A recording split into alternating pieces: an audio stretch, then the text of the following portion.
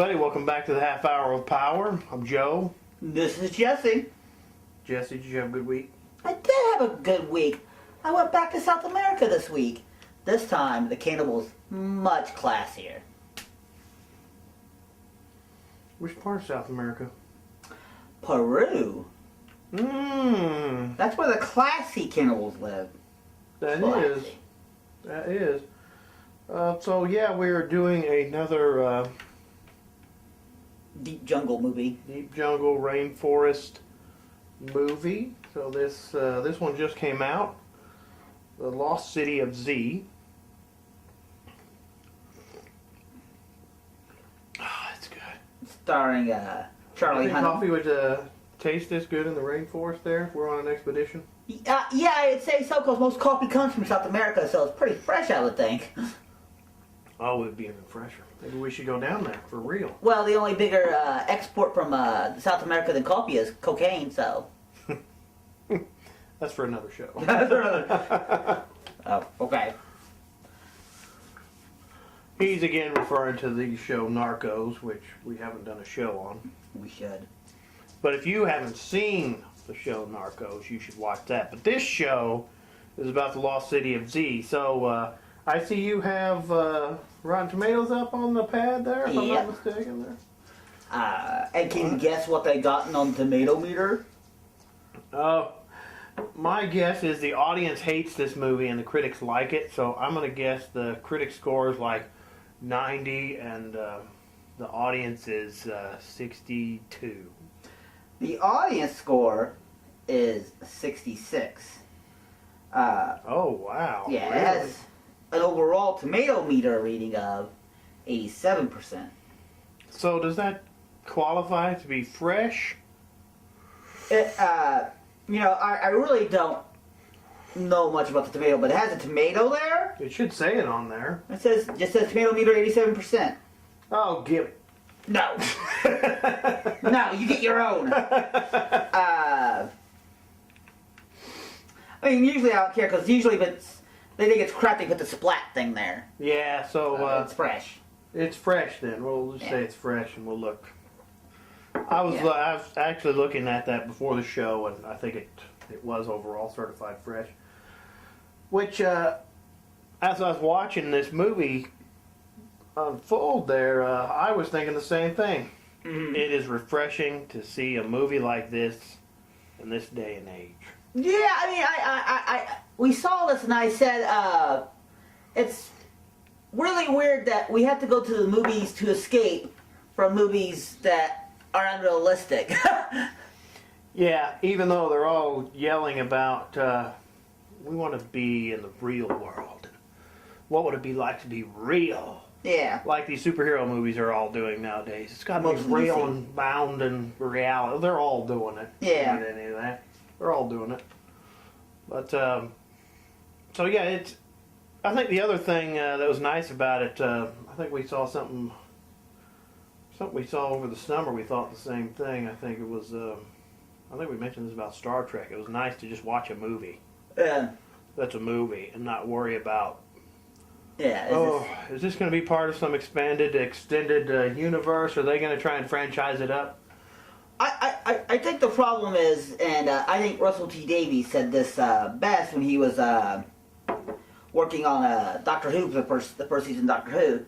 He says he wasn't looking for realism, he was looking for it to be relatable, that people could connect to it. He says it doesn't have to be, realistic, you just have to find that one little thing that connects Doctor Who to you and who you are and things like that. And I think that's one thing that's been missing out, is that they want it to be realistic. Like, what would happen if this happened in the real world? Like, who cares? Yeah, exactly. It's not the real world. Yeah.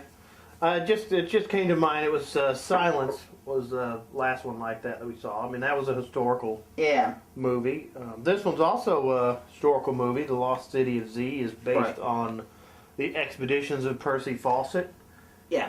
Colonel Percival Fawcett. which you didn't know anything about going into this. Is that right? You know anything about him and what he was doing and the history of that? I think the biggest jungle adventure that I knew of previously to this was Stanley and Livingston. Okay. So I had no idea at all about, Percival Fawcett or the things that he went through in his explorations of what he called Amazonia. Is that what he kept calling it, Amazonia? Well, they all called it Amazonia back then. All right. I mean, it's just the Amazon. He was just, we call it the Amazon now. Now it's just the Amazon. That's what we call it. But I thought it was a rather. I mean, it's a highly realistic movie, and really, to me, it's not really a adventure movie or anything. It's a biography more than anything. It's just almost like a biography of his life, because it touches on the important elements that he and what he tried to achieve in his life. Because there's a lot of things that don't happen in the Lost City of Z. They happen in the Bound City of London. Yeah. London, yeah. So this, so I knew a bit about it. I'd watched some documentaries on it. I've read a little bit about what happened there. So I knew a bit about it, but I hadn't read the book that this is based on. By David Gran. And yeah, and it's one I heard about and wanted to read, but just haven't. And so seen the movie. So now I want to read that book. Mm-hmm. So sometimes movies have the opposite effect. Yeah, it makes you want to. I see a movie. Oh, it's based on a book. I want to read it. Whereas other people I don't want to read the book. I want to see the movie. I think that's more true for movies like this that are based on true stories and stuff like that. Because for the most part, there are things in the movie that happen. I was like, I wonder if that actually happened or if that's not a device created for the movies and stuff like that. Like the question of him and his son that, they, spoiler alert, before I get into this. We do give away spoilers. Yeah. So if you don't care about that, continue watching. If you don't want to know spoilers, stop watching, go see the movie, and watch this.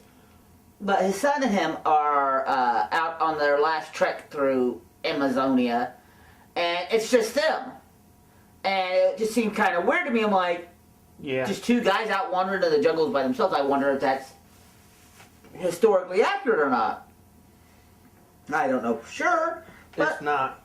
It's not, okay. Jack's best friend went with them. Okay. So there's three of them? Yeah, I think there might have been one other guy, but Jack and his best friend, I think his name was Reginald or something. I'm getting that wrong, but his name began with R. Okay. They were both getting really sick. Well, yeah, that was a common thing. They both got really sick. They towards the end there, they were both really sick. I don't think Percy was sick. Right. Of course, he'd been through there quite a bit. Yeah, he might by be that sick. time. So he was 57 on the last expedition. Right. There at the very end, he was pushing them pretty hard. And as I was reading a little bit after the movie, it said he was trying to push him like 10 to 15 miles a day to go, because they really went really far. And if you can go and look at maps, Right. because they know what route he followed, because all through that he was sending correspondence back. It was kind of like what reality shows are today, where they'll track people and follow them and all that. Well, this one he sent correspondence back, and it was published in the newspapers.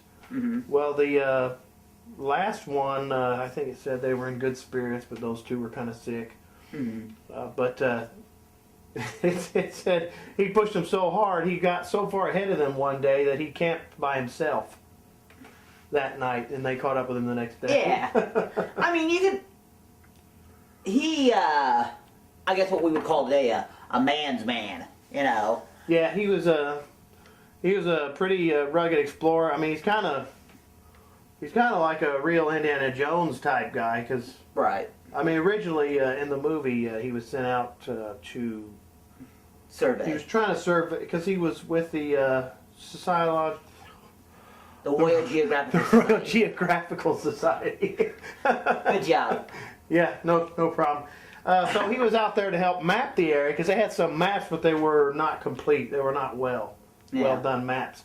So I think one of the big things they did, and they chronicled this in the movie, was figure out the beginning of a river that was a border between The source. Bolivia and It was Peru. Peru? Yeah. Peru and Bolivia? They called all the air. It was Peru and Brazil. Peru and Brazil. Yeah. And the reason that they wanted to have the borders is because of the rubber trade. Yeah. So Alright. there was a border dispute, and if they didn't figure it out, there was going to be a war. There is a point in the movie where you see the people who are involved in the rubber trade, Yeah. and they're yelling out "Black Gold, Yeah. Black Gold." It's like Texas tea. Yeah. Yeah. So in the movie, they asked those guys to come down and do that because they were impartial. Right. And they actually run into a guy who says, I'm gonna give you everything you need because you're supposed to make peace, and peace means things don't change. Which was fairly wrong on that guy's part, because his empire kind of crumbled around him. But he's not an important ingredient to the story, so we don't really we don't see all that because we're right stacked in the middle of Percy Fawcett's life, Colonel Percival Fawcett. Yep. Which there was a lot of moments which I thought were funny, and I know they weren't being intended to be funny, and they were probably true facts, but I got giggles out of them. Yeah. Like his second trip, his first trip is financed by the Royal Geographical Society and Peru and Brazil. He does it for the army, basically. Yeah, and it's on that trip where he decides he wants to go look for lost civilization in the Amazon. Right, because he thought that their civilization went back further than his own civilization, which he... Yeah, which freaked everybody out for some reason. I don't understand why, if you find those things and you find out that what you thought about history is not true, that it freaks you out. Yeah, it felt really racist though. I almost felt like there was somebody who's going to shout out at any moment, "Whitey came first! Whitey came first!" At one point, because it seemed like that they were like, "Oh, there's no one before us." Yeah, that's what they were telling him, and he didn't think that. He just wanted to... They didn't go too far into this, and I kind of would have liked to have seen him talk more about the City of Z and his theories about it, because you can read some of his theories about it, what it would be.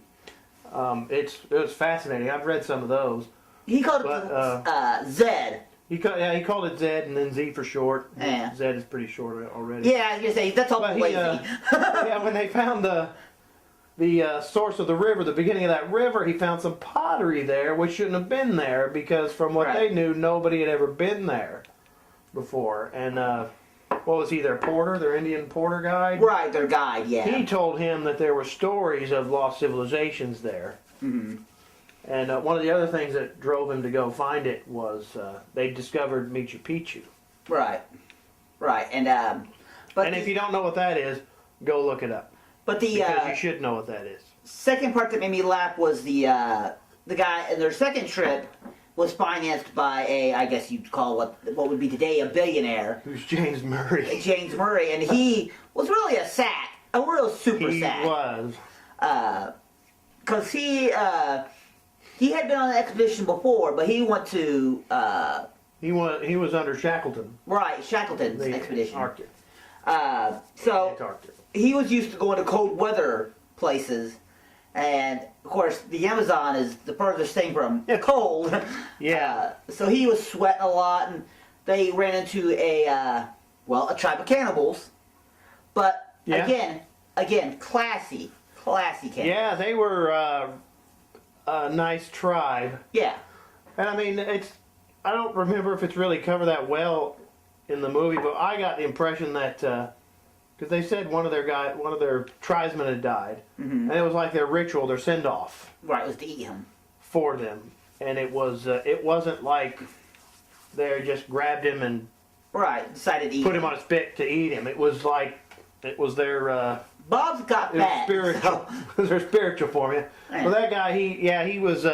I won't be part of this madness. Yeah, he runs off and he raids Percy's personal belongings, and he was going to share with the group, and he ate everything in there. Were those cigars or was that candy? Candy, I think it was candy. It was something. It was a treat. It was something he was going to share with the entire expedition. Yeah. And he's sitting there, and his leg is all messed up, and he's all just out of it. Being a sack. And he couldn't keep up with them either. And that was one of the points you were mentioning. Points in the movie where you wonder if that really happened. I wondered if he really did that, Was he just a device? But that really happened. That guy really existed, and That he guy really was- did that. He was really a sack, yeah. So they send him away, Right, they have because to. he's slowing them down. And there's a moment in the movie where they're on the river, and he almost gets them all killed, and Right. he loses over half their supplies. I think they said. Right, yeah. And he Third, can't keep up. He's gonna kill them. So they send him. They give him their last horse. a horse and some supplies, and tell him. And they give him a guide A guide. to take him to mining camp so he could get back to civilization, and get well.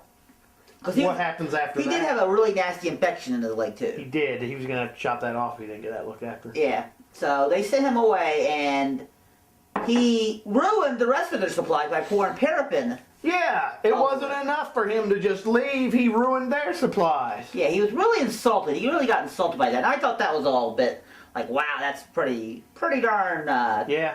pretty darn weird. So he was a pretty big sack. I was very happy to see him go. Yeah. But then when they come back, because they're forced to go back early because he destroyed all their food. They meet up with him again at the Royal Geographical Society in a meeting, and he demands to be apologized to. Yeah. And he's gonna sue him. Yeah. And then he says, not only do I want you to apologize to me, I want you to do it in front of your wife. Oh. Yeah. Oh. Yeah. And he's not gonna do that because.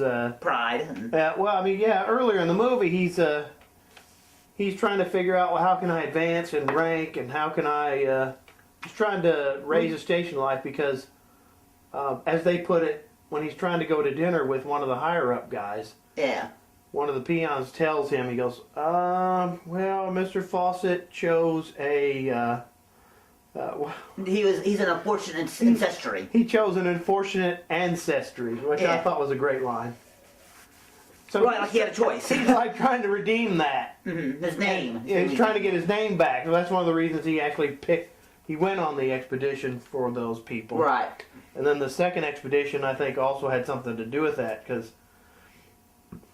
I mean, I could see, I've read some criticism that people say, well, they should have delved more into his obsession and all that. Mhm. I can kind of see that a little bit, but he found pottery and he brought it back.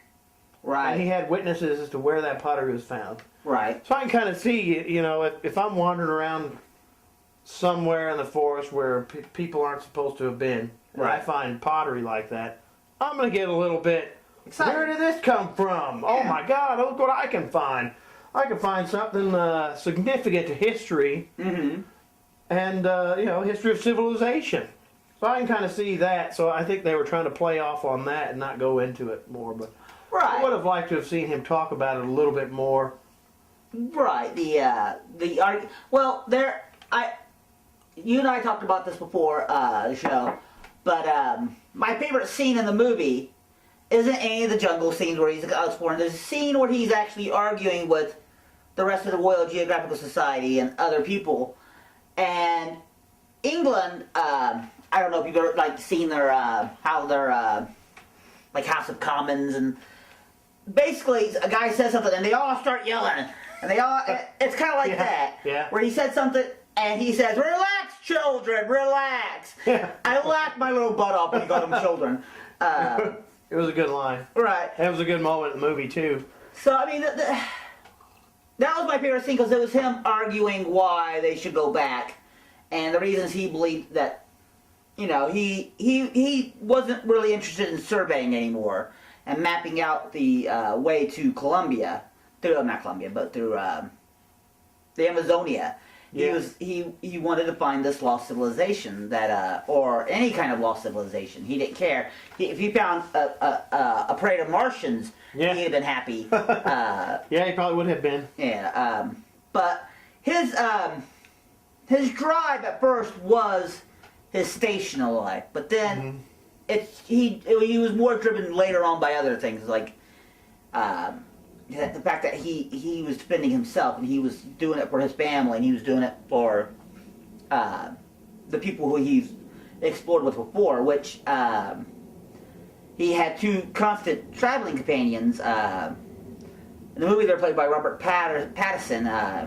Pattinson? Is that how you pronounce his I name? think it's Pattinson. Pat. I haven't seen Pattinson. very many of his movies. I mean, he's most known for Twilight Right. and one of the Harry Potter movies. Right. And he played Costin, who was his constant companion. They started out together in the Amazon together. And the other guy, Manley, was someone they met on that first expedition he joined with them when they went on their river journey. But halfway through the movie, maybe a little bit more halfway, they're at World War I starts, and they, Percy was still in the army. Right. So they had to, and so was Costin and the other guy. They were all soldiers too, so they had to go fight in the war. But before the scene happens, he has a confrontation with his son, Jack. And Jack's kind of being a little bit of a dink. Yeah. Jack's being a super dink at this scene. As little kids will be. Yeah. And so during this battle, him, Costin, and Manley are together again, and Manley takes a bullet in the face. Yeah. And dies while they're trying to charge, which... It was at the Battle of the Somme. Right, and so he gets gassed, first of all. So he goes blind for a bit because, the gas got into his eyes, his chlorine gas. But his son gets released. They say, yeah, they're going to give you a medal. And he goes, a medal? For what he's done? It's like, okay, wow. Kid, God bless you. Yeah, I know you're angry. Yeah. But your father was charging Germans who were using machine guns, and all he had was a pistol. Yeah. Yeah. And he didn't retreat. His no. His guys didn't retreat, so they were going to give him right. And he kept yelling, push forward. But later on, Jack redeems himself and says, Father, we need to go back to finish the job. We need to find Zed. Yeah. Which that's kind of another bit. It's that's accurate, but they don't really show anything in the movie where it's like Jack becomes fascinated with what his father is doing. I thought that would have been right. That'd have been a nice moment too. Right. Now, I mean, these little criticisms I'm having, they didn't really diminish my enjoyment of the movie. No. It's a good movie. I mean, Jack's a dink, but Jack's a dink for good reason. I mean, I mean, he's a kid. He doesn't understand what's going on. Why his dad is doing what he's doing. So you can understand why he's upset about his father having to go away again. Right. Because he doesn't understand that the government's going to send him to war because he's right. still on active duty. Yeah, I mean, it's his duty. It's his, to his country and duty to the contract he signed when he joined the army. But one of the other things that I thought was funny and weird in this movie is that it seems like that every time he left to go to Amazonia, when he came back, the wife had a kid with her. A new kid with her. Well, see, I mean, he'd leave, he'd come back, they'd fight, and then they'd make up, and then he'd leave, so when he'd come back, they'd have a kid. Yeah. He had 2 kids, because he went to... The first time he went to Colombia... Not Colombia. Why keep you saying Colombia? Amazonia. You still thinking of Narcos? And the movie was shot in Colombia. It was, yeah. Yeah. There's a funny story about that. You want to tell that? I do not know what you're talking about. Well, James Gray goes and asks Coppola about shooting the jungle because he shot Apocalypse Now in the jungle, and Coppola told him no. Don't go. Don't do that. And Roger Corman told Coppola the same thing. Yeah. Because it's horrible. It's horrible. Yeah, I mean, if you don't know that story about what happened during the shooting of Apocalypse Now, that's pretty interesting. I mean, Apocalypse Now pushed Coppola to the brink of madness and gave poor Martin Sheen a heart attack. So yeah. But yeah, cause so when he went the first time with the army, he came back, and Brian was the kid that he saw when he first came back. And then when he went the second time, him and his wife had this huge argument because she wanted to go. Yeah. And she was fighting for her rights as a woman, which God bless her for. She should. But he was like, who's going to take care of the kids? Yeah, I mean, it's a fair, legitimate question. Yeah. I mean, he's going because it's kind of his... Right. Kind of his job, something he can do to earn some kind of money. Yeah. And so when he leaves, and he comes back, and he's the hero... No, I'm sorry, no, that was the first time. The second time he comes back... And he's actually failed. Yeah. And he's kind of sad. He walks up to his wife and she goes, "This is your daughter, Joan." He's like, "Oh, Joan." And I wanted him to say, "Why is she one? I've been gone for 3 years." But it was it was his child. I won't. But that I like the fact that they keep reminding you of how much he sacrificed Yeah. for his expeditions, because he hardly was ever home with his kids. Because, I mean, the first expedition they tell him this is going to take about 7 years. And it'll probably kill you. It'll probably kill you, yes. But he still went. And then he went back, and then he went back a third time. And when he went back the third time, it did kill him. Yeah. Well- I think we discussed that a little bit already, but yeah, they don't really know what happened to him. Right. They disappeared. There's stories of people seeing him living with a tribe. They say he lost his memory, didn't know who he was, so he just lived with the tribe. There's stories of they say they found his bones, Right. but his son Brian wouldn't accept it. What happened to So- Jack, though? They never found anything. One of the stories is that the last tribe they were with, they told them, don't go that way because the hostiles will kill you. Those are hostiles. They will kill you. Yeah. And one of the other things they did is they actually lost all the gifts they brought to give to the Indians. This was cool where they showed that in the movie where Right. they show him trying to communicate with them and get information out of them and be kind to them. Amigos. Yeah, and he would call them those. And he'd give them stuff and they'd give him stuff. Right. Well, in this last one, and they didn't show this in the movie, but he lost a lot of the gifts, but he carried on anyway. Right. He should have turned around, but it'd be Right. a totally different story if he did. But they carried on anyway, and the story is they killed him. They think that he was killed over there, and one of them witnesses say they talked to the tribe or something, and the two young boys were thrown in the river, and Percy, since he was older, they thought, well, he's a proper adult or something like that, so they gave him a Yeah. proper burial. Okay. Something like that. I mean, they don't really know what happened. They don't really Right. know what happened to those guys. I'm Another of the story is that he found the city and just stayed there. Yeah. I mean, I couldn't see him just finding the city and going, you know what?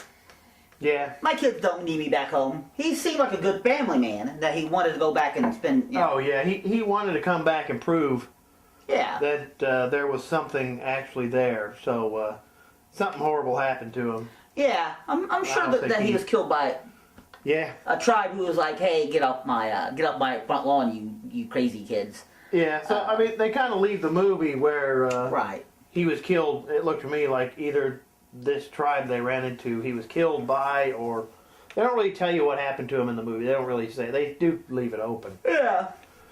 But yeah, I thought it was beautifully shot.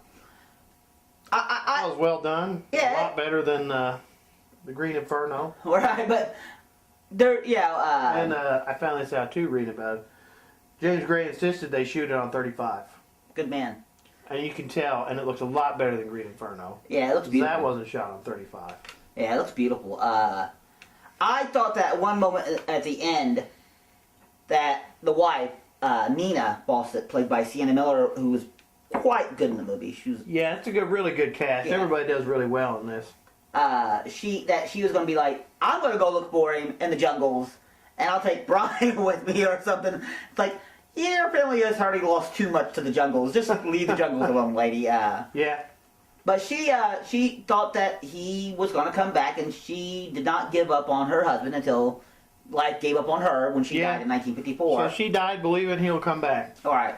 And by that point, she should have been like, in my 80s. He's probably in his 90s. Yeah. He's pretty dead. Yeah. He's pretty dead. But it's a good movie. It teaches you about a time in life where going to the Amazon was a adventure. A big adventure. Yeah. I suppose it is in some ways nowadays too, but it'll never be like it was back then. Right. Because you have so much technology on your side. Yeah. I mean, he would have had a GPS up his butt, and they would have been able to find him, you know. Yeah. But back then, you know, that was one of the dangers that you went in the jungle and you didn't come back. Yeah. But it's like his son was I think his son's motivations were based within those scenes where he told his father, "You're a jerk, father. You keep leaving us Yeah. alone." And he's like, "I do regret saying that. Let's go to the jungle, old man." Yeah, I can see that. You know, so I think that's why those scenes were there. Yeah. And who plays his son? Did we say who plays Oh, his son? Spider-Man, the new Spider-Man, Yeah. Tom Holland. Which, funny enough, he couldn't grow a mustache. Yeah, he looked really horrible with that mustache. Yeah, well, he told me, he goes, I'm a child, I can't grow a mustache. And so they put a fake mustache on him. Yeah. And there's this, I thought it was a wonderfully weird scene where they're going by train, and they're like leaning out the window, and he has his hat, and somebody knocks his hat out of his hand, and they have a great big old laugh. I'm like, what in the hell was that? Was that an accident of filming, or did that actually? Might have been. I don't know. It was funny, and It was. I did enjoy the last shot where when she's leaving the Royal Geographic Society and the doors open and it's jungle, and she walks into the jungle. Yeah, that was really cool. That was a nice little scene. I also like that they said, with special appearance by Franco Nero. And I thought, there's probably 2 people in this audience who know who Franco Nero is, and no one else does. Those 2 people were probably, well, I don't know. That movie, and I'll say this now, it's going to go whoo, in the Yeah, box it's office. not going to make any money. Because, like Silence, when we saw Silence, it was you and I and people in their 80s. Yeah, that's kind of what it looked like this one, too. Right, yeah. So, yeah. And, I mean, the movie does have a really old-fashioned kind of feel about it. Yeah. Yeah, I agree with that. There's no language. The violence is pretty not gory in any way. Yeah, I mean, the World War I battle scene was, I thought, looked really good, but yeah, there's no blood in your face or anything like that. Yeah, I mean, the most graphic thing is that guy got shot in the face. I mean, you could tell it was a horrible place to be. Yeah. And that was, that movie had to be PG. If that was anywhere like I think PG-13 it was or up. PG-13. Was it? Well, Why? there was a nice scene with piranhas. Right, but you don't see anything in the scene. You don't see anything, but I mean, we were discussing that after the movie. I thought that was a really good scene because you always see these fantastical movies with these piranhas doing all these crazy things, like you put your hand in where the piranhas are, and then they go like that, and there's a skeleton hand. Well, now they kind of just show the piranhas the way they actually would be. I mean, and there is some nudity in it, but that should fall under the National Geographic rule because it's only the tribes people, you know, and that's the way they roll. The way they dress. Yeah. Yeah. So PG-13 seems like too much to me. Yeah, it might be the mature themes or whatever. I mean, what mature things? I would. I mean, stories like that have always fascinated me. I mean, that's why I was drawn to it. I watched a couple documentaries about it. I've always been fascinated by people trying to discover things that are other people say aren't there, or that's impossible. I mean, I feel. And what I thought was cool was at the end they put that little blurb up about how there have been things found there where they thought they might be, where Percy was trying to look. Right. They have found evidence that there was a civilization there. Well, I mean, I can't see how they couldn't think that they were still the descendants were still there. Really? Yeah. Well, I mean, they were talking about like a intricate city, Right. and that's what it looked like they found. I mean, I don't know if have you ever seen pictures of the Mayan pyramid Yeah. when they found it, when it was covered in vegetation. Yeah. It looked like a mountain Yeah. with trees all over it. Yeah. So if you're just walking along and you see that, you're not going to think that's a pyramid. That's probably not going to be your first thought. Right. Right. So the jungle reclaimed all of that He stuff. says that at one point too. Yeah, he does. And so it's just, who knows what's still there. I mean, we'll probably never know some of that. But Yeah. I mean, they found evidence of it, and I thought that was really cool. I mean, it's a good movie. I enjoyed it. I felt like if it was 1956 and this movie was released, it would have fit right in home in that time period. Yeah, it would. Uh, It would. because it was a nice little biographical, and it wasn't crazily edited where it's like you see the past before the future. It was wasn't straight. doing that. Yeah. Yeah, it started at the beginning and it ended at the end. You know, Yeah. which is We were running low on time here, so we'll Oh, that's right. get to the last thoughts. my last thought is I have control of this, so I can Final stop this thoughts? whenever I want.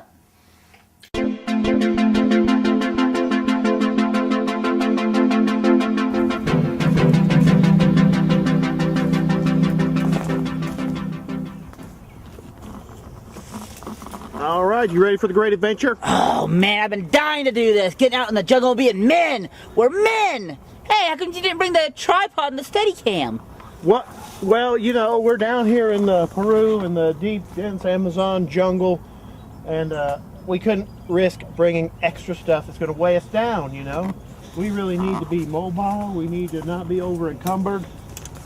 We need to get through this dense jungle. You can see this growth here. You can't see the sky. It's so grown together. And who knows what we're going to find down here. I haven't found everything, so we figure we can find something. And that movie really got us pumping. We really wanted to go down there and see what kind of a lost civilization we might be able to discover for ourselves. Yeah. Yeah, look at all that. Give me that. You trek on ahead down there. Let's see what we can find down there. Whew. Yes, sir. Living the life. Yeah, but you know what, man? That guy in that movie is right. It is hot out here. It is super freaking hot. And the bugs are killing me, and, you know, it's swampy, and I'm sweaty, and I stinks. You do stink. Let's go home. Yeah, let's go home. Yeah, 5 minutes is always worth it. You carry that. You know, You slice your way through. Yeah, I hear Beauty and the Beast is out.